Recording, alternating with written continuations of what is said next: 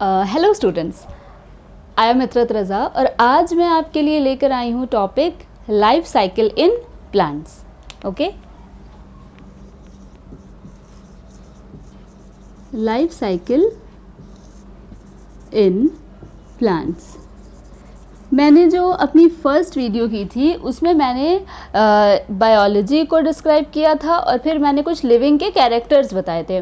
उन लिविंग के कैरेक्टर्स में से एक बहुत ख़ास कैरेक्टर था जो कि था लाइफ साइकिल। तो मैं आज अपनी इस वीडियो में उसी टॉपिक को कवर करने जा रही हूँ। ये वैसे तो क्लास 11th में डिटेल में आता है, लेकिन क्लास 9th से ही इसको थोड़ा थोड़ा आप अगर समझते चलेंगे तो ज़्यादा अच्छा होगा। इसलिए कि क्लास 10th में आपके एंजियोस्पर्म की लाइफ साइकिल आती है यूपी बोर्ड में, और यूँ सीबीएसई और आईसीएसई बोर्ड के केस में 9 to 12 के बीच में किसी बोर्ड में 9th में है, किसी बोर्ड में 10th में है, किसी में फर्स्ट ईयर में, किसी में 12th में। लेकिन 9 to 12 ये आपका टॉपिक जो है ये बहुत इंपॉर्टेंट टॉपिक है, जो आपको जिसकी बेसिक नॉलेज आपको ज़रूर आनी चाहिए। और ये टॉपिक है तो बहुत इजी टॉपिक, लेकिन क्यों नहीं समझ में आता बच्चों को? क्योंकि इसके कुछ टर्म्स नहीं समझ में आते हैं। उन टर्म्स को मैं पहले बताऊंगी, फिर उन टर्म्स को बताने के बाद एक लाइफ साइकिल बताकर उसके बाद में लाइफ साइकिल के टाइप्स बताऊंगी। ठीक है, तो watch my video till and.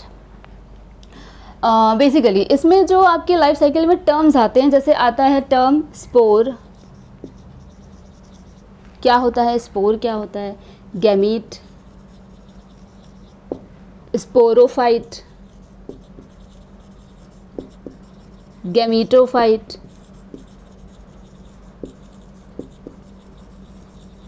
ठीक है, और हैप्लॉइड,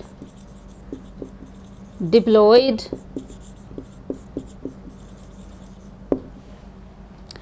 और एक और लाइफ साइकिल के साथ साथ एक टर्म चलता है ऑल्टरनेशन ऑफ जनरेशन।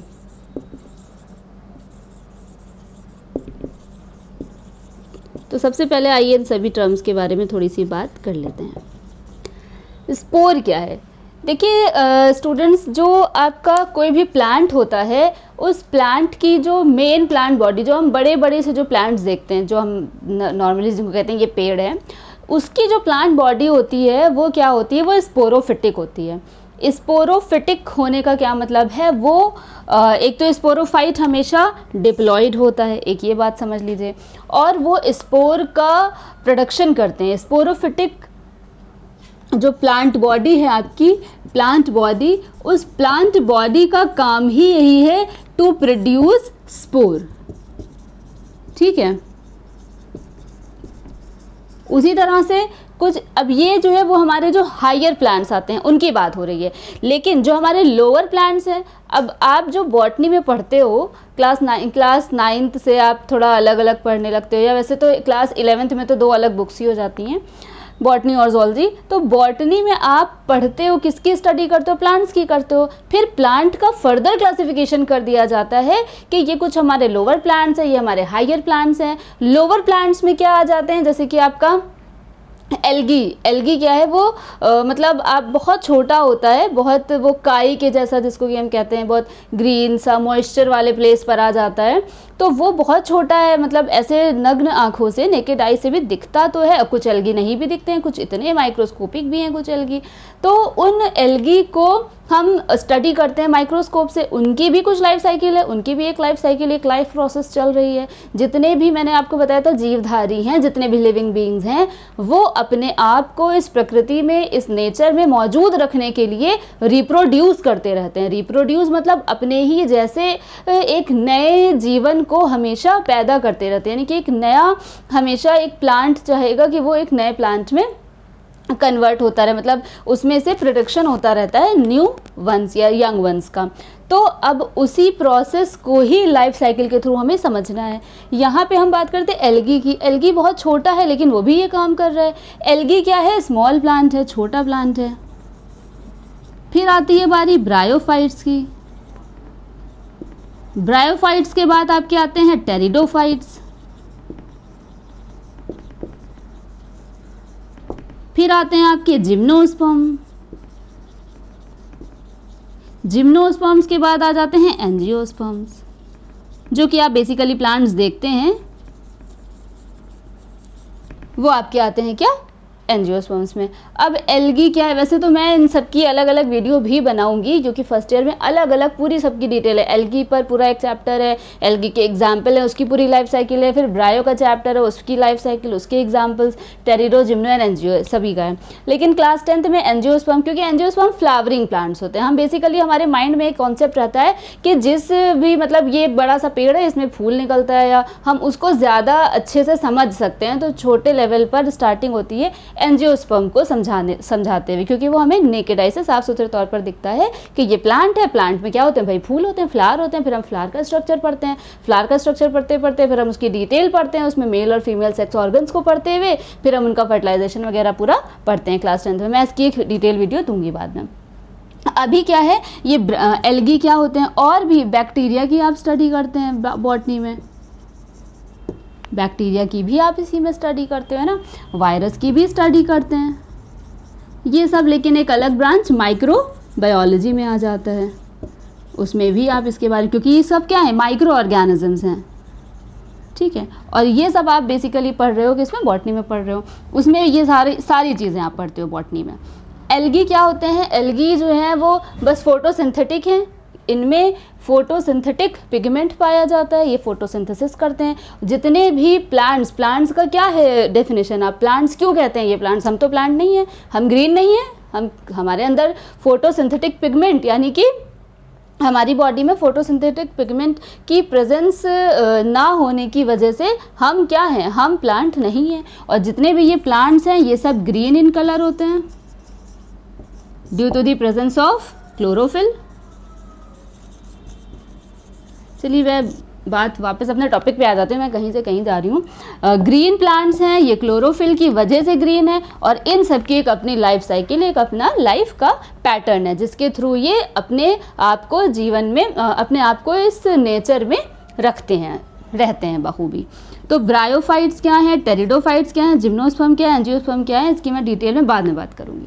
फिलहाल फिर आ जाते हैं स्पोरोफिटिक जो हैं वो हमारे टेरिडोफाइट्स हैं, इनकी मेन प्लांट बॉडी कैसी होती है, स्पोरोफिटिक होती है। जिम्नोस्पर्म की भी मेन प्लांट बॉडी कैसी होती है, स्पोरोफिटिक होती है। एंजियोस्पर्म की भी मेन प्लांट बॉडी कैसी होती है, स्पोरोफिटिक होती है। स्पोरोफिटिक क्या है, ये डिप्लॉयड होता है, ये डिप्लॉयड होता है। डिप्लॉयड क्या है, आपने पढ़ा होगा सेल के बारे में।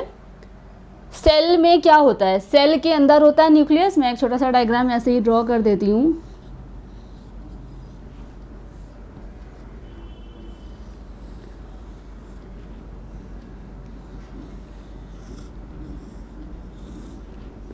ये क्या है आपका, ये है आपका सेल। इस सेल में क्या होता है न्यूक्लियस, ठीक। इस न्यूक्लियस के अंदर क्या होता है, न्यूक्लियोलस होता है, ठीक है। न्यूक्लियोलस के अंदर क्या, न्यूक्लियोलस के साथ साथ इस न्यूक्लियस के अंदर और भी बहुत सारी चीज़ें होती हैं। इसमें होता है आपका क्रोमोसोम। वैसे तो ये क्रोमोसोम इतना मतलब स्पेसिफिकली आपको दिखता नहीं है, इसके लिए आपको माइक्रोस्कोप की ज़रूरत पड़ती है। एक सेल ही इतनी छोटी होती है कि जिसके लिए आपको माइक्रोस्कोप की ज़रूरत पड़ती है, और इसमें बहुत सारी मैं चीज़ें, मैं सेल नहीं डिस्क्राइब करने जा रही हूँ। फिलहाल मैं बात कर रही हूँ हैप्लॉइड और डिप्लॉइड की, इसको समझाने के लिए मैं आई हूँ यहाँ सेल पर। सेल में बहुत सारे ऑर्गेनल होते हैं, मैं नहीं बताने जा रही हूँ कौन से ऑर्गन्स होते हैं, मैं फिलहाल बात कर रही हूँ किसकी, न्यूक्लियस की। इस न्यूक्लियस के अंदर होता है ये क्या है, क्रोमोसोम। इस क्रोमोसोम का नंबर, मतलब ये क्रोमोसोम हमारी बॉडी में ह्यूमन बीइंग्स की मैं बात करूं कितने होते हैं, 23 पेयर्स होते हैं, 23 पेयर्स। क्यों हम इसको पेयर्स कहते हैं, ये 23 जोड़े गुणसूत्र पाए जाते हैं हमारे शरीर में, टोटल होते हैं 46, ठीक। उसी तरह से प्लांट्स में भी होते हैं। अब सबका नंबर वेरी करता है, किसी में 5 पेयर होंगे, किसी में 10 पेयर होंगे, किसी में 9 पेयर होंगे, कुछ भी हो सकते हैं। तो अब ये जो है नंबर, वो नंबर अगर ये पूरा मतलब अगर है कितना 46 यानी 23 पेयर्स है, तो हम इसको कहेंगे कि ये हमारी क्या है, डिप्लॉइड सेल है, ठीक। अब ये हैप्लॉइड कब हो जाएगी, जब इसमें रिडक्शन डिवीजन हो जाता है। रिडक्शन डिवीजन यानी कि मियोसिस हो जाती है। मियोसिस होने के बाद यानी जो आपकी सेल है, आप सब लोग, हम सब लोग या जितने भी प्लांट्स हैं वो सब मिलकर के बने हैं, किससे, सेल से मिलकर के बने हैं। जब सेल में डिवीजन होता है, यानी एक सेल से 2 सेल बनती हैं, 2 से 4 बनती हैं, 4 से फर्दर डिवीजन होता रहता है। तो जब आपकी एक सेल में डिवीजन जो होता है वो 2 तरह का होता है, ठीक है। ये सब एक अलग अलग टॉपिक्स पूरे हैं जिनकी अलग अलग वीडियो करने वाली है, मैं करूँगी इन सब पे वीडियो इंशाल्लाह। तो ये आपकी क्या है, सेल है, इस सेल में डिवीजन जो हो रहा है वो 2 तरह से होता है। एक डिवीजन आपका होता है माइटोसिस, यहीं पे मैं बता देती हूँ, और दूसरा होता है मियोसिस। एक को कहते हैं सूत्री विभाजन या समसूत्री विभाजन, दूसरा होता है आपका अर्धसूत्री विभाजन, ठीक है।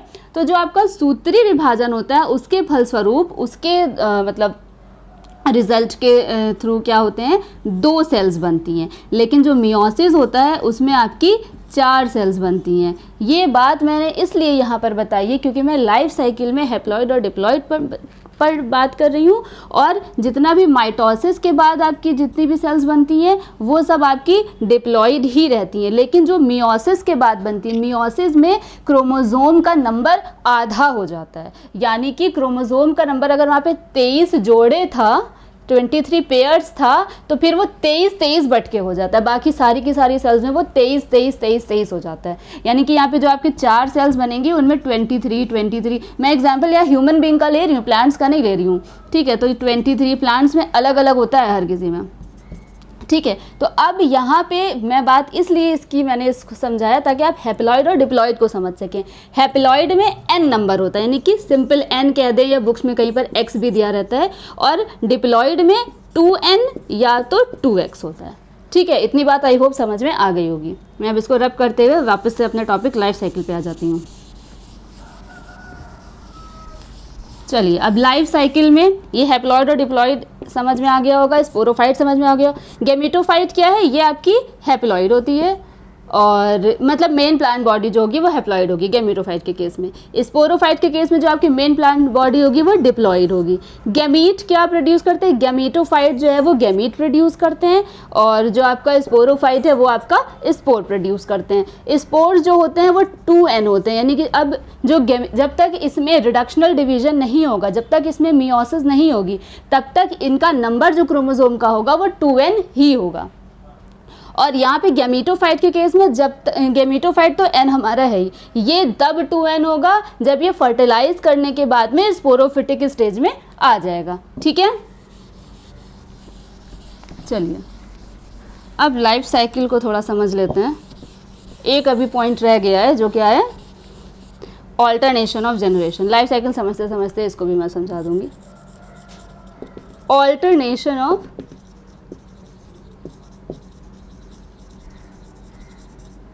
जनरेशन, ऑल्टरनेशन यानी एक के बाद एक का आना, यानी कि हमने आपको बताया स्पोरोफिटिक और आपका गेमिटोफिटिक। स्पोरोफिटिक और गेमिटोफिटिक जो आपकी फेज है वो एक के बाद एक आती है, और इसी को कहते हैं ऑल्टरनेशन ऑफ जनरेशन। ऑल्टरनेशन यानी एक के बाद एक दोनों फेजेस का आना, ठीक है।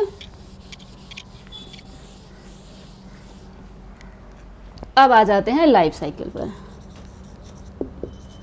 अब लाइफ साइकिल में क्या होता है, आपकी मेन प्लांट बॉडी अगर क्या है, स्पोरोफिटिक है, मैं सिंपल सी एक खाली लाइफ साइकिल बता रही हूँ, और अब ये स्पोरोफिटिक जो आपकी प्लांट बॉडी है वो प्रोड्यूस करेगी क्या, स्पोरोफिटिक बॉडी हमेशा प्रोड्यूस करेगी, मैंने आपको क्या बताया, स्पोर का प्रोडक्शन करेगी, ठीक है। फिर अब इन स्पोर में क्या होगा, स्पोर से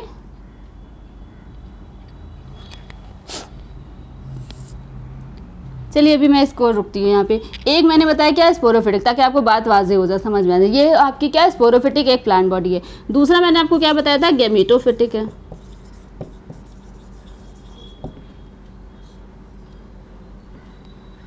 अब ये डिपेंड करता है कि आपकी जो लाइफ साइकिल है, लाइफ साइकिल 3 तरह की होती है। एक होती है हैप्लॉन्टिक, दूसरी होती है डिप्लॉन्टिक और एक होती है क्या, हैप्लोडिप्लॉन्टिक। तो अगर आपकी जो लाइफ साइकिल है वो हैप्लॉन्टिक टाइप की है, तब आपकी जो लाइफ साइकिल होगी उसमें गैमीटोफिटिक फेज ज़्यादा डोमिनेट करेगी, वो डिपेंडेंट ना होकर के इंडिपेंडेंट होगी। यहाँ पे अभी हम कोई प्लांट बॉडी नहीं लिख रहे क्योंकि अभी एक जनरल आपको एक कहेंगे खाका एक तैयार करके बता रहे हैं। स्पोरोफाइट से प्रोड्यूस हुआ स्पोर, स्पोर ने बनाया गैमीटोफाइट, गैमीट से प्रोड्यूस होते हैं क्या, गैमीट्स।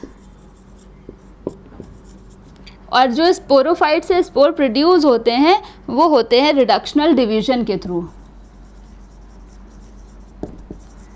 आपको बुक्स में मिल जाएगा आरडी करके दिया रहता है, वो क्या होता है, रिडक्शनल डिवीजन, जिसको ऐसे डिवाइड करके भी दिखा देते हैं। कुछ लोग यहाँ पर मियोसिस लिखा रहता है। मियोसिस वही मैंने अभी जो बताया कि एक सेल से 4 सेल्स बनती हैं और उसमें क्रोमोसोम का नंबर आधा हो जाता है, हाफ हो जाता है। तो उस तरह से एक बार ये नीट या कहीं पर क्वेश्चन आया भी है कि जो ये स्पोर है वो स्पोर कौन से फेज़ का है, मतलब स्पोर जो है वो हैप्लॉइड है या डिप्लॉइड है। तो स्पोर क्योंकि मियोसिस के बाद आ रहा है, तो मियोसिस के बाद जो भी आपकी सेल बनेगी वो हैप्लॉइड होगी, ठीक है। तो ये आपका हैप्लॉइड हो जाता है और ये गैमीटोफिटिक का ही एक फॉर्म है, ये स्पोरोफिटिक का नहीं है। स्पोरोफिटिक से आप कंफ्यूज हो जाएंगे कि स्पोरोफिटिक का फॉर्म है ये। अब गैमीट्स क्या होते हैं, मेल और फीमेल का डिफ्रेंसिएशन यहाँ पे हो जाएगा और फिर इनका फर्टिलाइजेशन होने के बाद जाइगोट बनेगा और जाइगोट कन्वर्ट हो जाएगा किसमें, आपके स्पोरोफिटिक स्टेज में। फर्टिलाइजेशन कह दें, फ्यूजन कह दें, फ्यूजन के बाद हमेशा जाइगोट बनता है, ठीक है। तो ये क्या है, आपकी गैमीट्स जो है आपके, ये फीमेल का साइन है और ये मेल का साइन है। फीमेल एंड मेल गैमीट्स बनेंगे और फिर इनमें फ्यूजन होने के बाद में जाइगोट बनेगा एंड जाइगोट से स्पोरोफिटिक स्टेज। ये एक सिंपल सी लाइफ साइकिल है जो कि प्लांट्स में चलती रहती है, यानी कि स्पोरोफाइट से गैमीटोफाइट, गैमीटोफाइट से स्पोरोफाइट, और इसी को अल्टरनेशन ऑफ जनरेशन भी कहते हैं कि 2n स्टेज से n स्टेज में ये आपकी हमेशा हैप्लॉइड डिप्लॉइड होगी। स्पोरोफिटिक स्टेज हमेशा डिप्लॉइड होगी और ये हमेशा हैप्लॉइड होगी, ठीक है। हैप्लॉइड और डिप्लॉइड मैंने आपको समझा दिया है पहले ही। अब बात करते हैं इसके टाइप्स की जल्दी से। लाइफ साइकिल के 3 टाइप्स हैं। एक है आपका हैप्लॉन्टिक, दूसरी है आपकी डिप्लॉन्टिक और तीसरी है आपकी हैप्लोडिप्लॉन्टिक।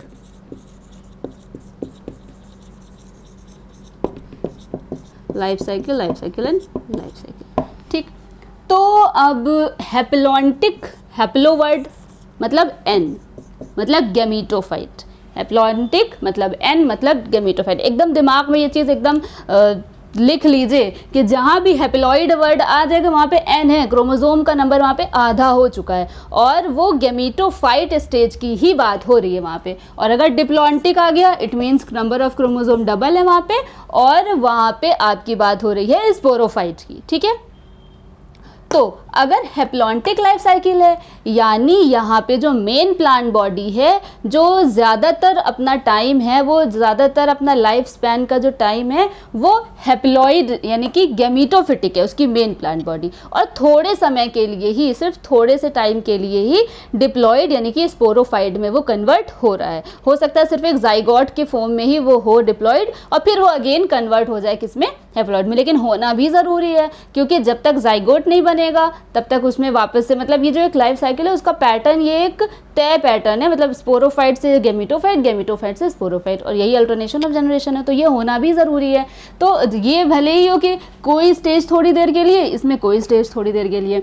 हैप्लॉन्टिक में ये ज़्यादा देर रहेगी और ये जो आपका 2n स्टेज है स्पोरोफाइट है वो कम देर के लिए रहेगी, और डिप्लॉन्टिक में आपकी जो स्पोरोफाइट है यानी 2n स्ट्रक्चर है वो ज़्यादा देर डोमिनेट करेगा, और जो आपका हेप्लॉइड वाला यानी कि जो गैमेटोफाइट स्टेज है वो थोड़ी देर के लिए होगा। अब तीसरा क्या है, आपका नाम ही बता रहे हैं हेप्लॉन्टिक डिप्लॉन्टिक, हेप्लोडिप्लॉन्टिक, इसमें दोनों आधा आधा है, यानी थोड़े टाइम के लिए हेप्लॉइड है, आधे टाइम के लिए हेप्लॉइड, आधे टाइम के लिए डिप्लॉइड। ठीक है, चलिए एक लाइफ साइकिल में आपको इसी पर तीनों लाइफ साइकिल बनाकर एक साथ ही बता देती हूँ।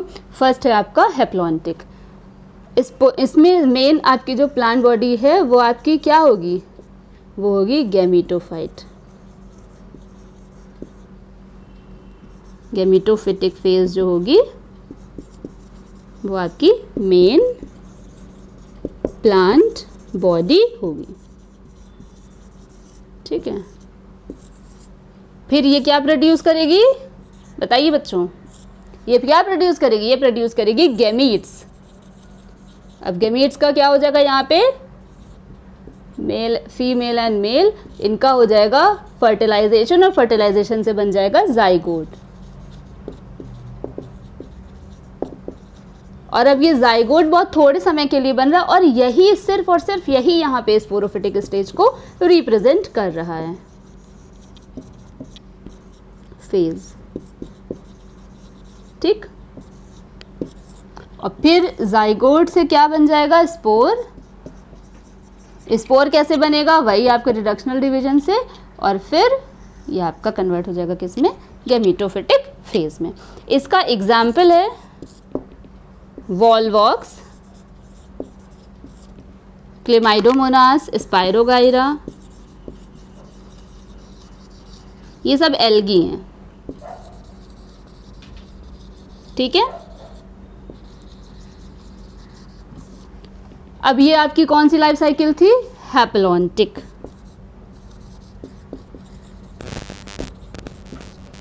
ठीक है, दूसरी आपकी लाइफ साइकिल कौन सी है, डिप्लॉन्टिक।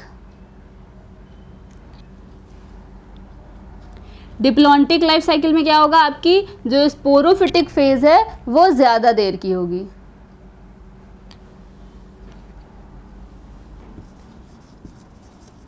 स्पोरोफिटिक ये आपकी क्या होगी, मेन प्लांट बॉडी होगी। इसमें क्या था, ये बहुत थोड़े समय के लिए था, ये चीज़, ये जो है ये बहुत शॉर्ट टाइम के लिए था। इसमें आपकी यही स्पोरोफाइट ही क्या है, ये मेन है, इसमें ये प्रोड्यूस करेगी आपके स्पोर, स्पोर्स से क्या हो जाएगा, बन जाएगा आपका गैमेटोफाइट। इसमें आपकी गैमेटोफाइट बहुत शॉर्ट लिव्ड है, ये क्या है, वेरी शॉर्ट लिव्ड, और and it can be shown by only few cells, बहुत ही थोड़े ही सेल्स का स्ट्रक्चर होगा ये। ठीक है, तो ये आपकी गैमेटोफाइट स्टेज है, इसमें आपकी ये स्टेज बहुत थोड़े समय के लिए आएगी। गैमेटोफाइट से बनेंगे आपके गैमीट्स, और फिर इनसे क्या बनेगा, जाइगोट, एंड देन अगेन ये स्पोरोफाइट आपका बना लेगा। ठीक है, ये आपकी है डिप्लॉन्टिक लाइफ साइकिल। एग्जाम्पल है इसका, डिप्लॉन्टिक लाइफ साइकिल बेसिकली जितने भी जिम्नोस्पर्म है उनमें होता है, ऑल जिम्नोस्पर्म में आ जाता है आपका पाइनस है, साइकस है, और फिर और इसके अलावा कुछ एंजियोस्पर्म्स में भी होता है। एंजियोस्पर्म में भी बेसिकली यही होता है, जिम्नोस्पर्म है, एंजियोस्पर्म। एक एल्गी है फ्यूकस, उसमें भी ये डिप्लॉन्टिक टाइप की पाई जाती है, फ्यूकस, ये एल्गी है, इसको ज़रूर याद करिएगा, जो थोड़ा डिफरेंट चीज़ होती है ना वो ज़रूर एग्जाम में पूछी जाती है, ये फ्यूकस। ठीक, आप चाहें तो इसका स्क्रीनशॉट ले सकते हैं। ये आपकी है हेप्लॉन्टिक, और ये हो गई आपकी डिप्लॉन्टिक। अब बस एक और बची है हेप्लोडिप्लॉन्टिक, वो मैं और बताती हूँ।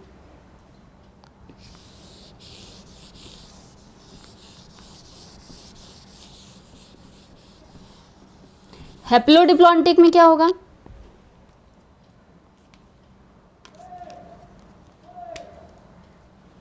स्पोरोफाइट, जल्दी जल्दी मैं बता दूं आपको, आपको याद हो गया होगा सुनते सुनते आई थिंक। स्पोरोफिटिक फेज क्या प्रोड्यूस करेगी? स्पोर। स्पोर क्या बना लेगा? गेमिटोफाइट। गेमिटोफाइट क्या प्रोड्यूस करेगा? गैमीट्स। गैमीट्स में क्या होगा? फ्यूजन या फर्टिलाइजेशन। उससे क्या बनेगा? जाइगोट, और जाइगोट बना लेगा आपका स्पोरोफिटिक।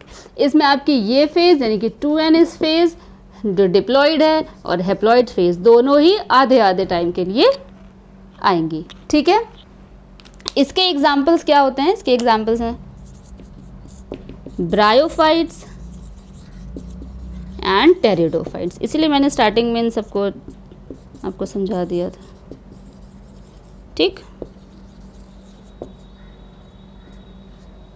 क्या मैं लिख रही हूँ? टेरिडोफाइट। ठीक है, ब्रायोफाइट एंड टेरिडोफाइट। अब ये जो ब्रायोफाइट और टेरिडोफाइट हैं, इनके बारे में भी थोड़ा सा जान लीजिए। जो ब्रायोफाइट होते हैं उनकी मेन प्लांट बॉडी क्या होती है? वो गैमीटोफाइट होती है मेन प्लांट बॉडी।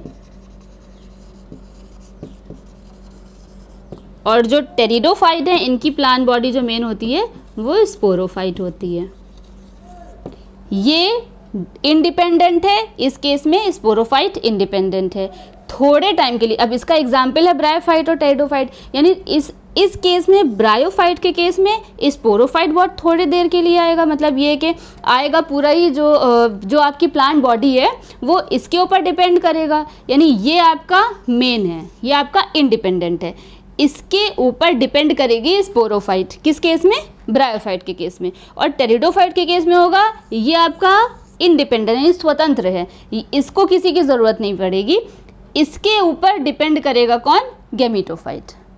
ठीक है, अब ये आपकी थी 3 तरह की लाइफ साइकिल्स। आई होप आपको समझ में आई होगी। एक है आपकी हैप्लॉन्टिक, दूसरी थी डिप्लॉन्टिक और तीसरी थी हैप्लोडिप्लॉन्टिक। ओके, आप इसका स्क्रीनशॉट ले लीजिए।